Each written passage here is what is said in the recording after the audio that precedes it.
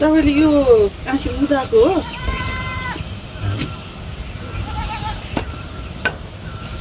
गतिलो फेरि हाल्नु पर्छ अन्डै रहेछ किन हाल्ने त्यो अन्डा त्यो मुटुलाई यता दिनु के गरेर खानु त यो हालिदिनु डल्लै हालिदिने हो त्यो उसलाई चाहिँ साङ्ग्रा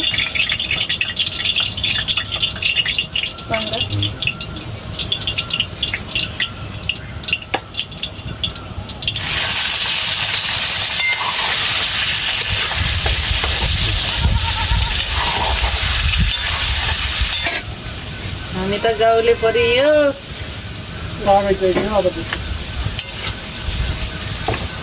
के हो लान्ठिङ खानु फेमेलमा भैँसी भइछ भनेर भन्दै थियो हजुर फेमेलै भइछ भन्दै थियो मेरो आँखा माथिको त्यो ठुलो राङ रहेछ भनेर भन्दै नि त्यो राङले भएको हो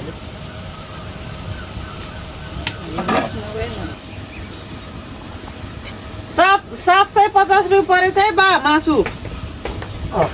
भागमा साग काटेर मासु सबै यो छिपेको भए त सब उडाइदिने जता जता जस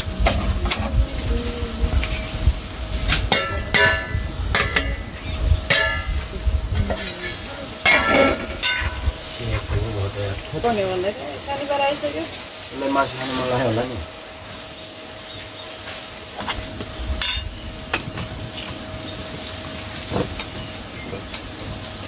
हामीले चाहिँ ल्याएर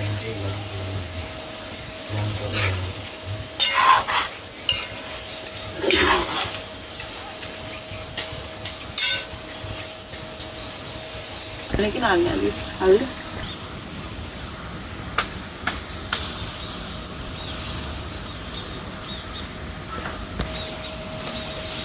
ए हाम्रो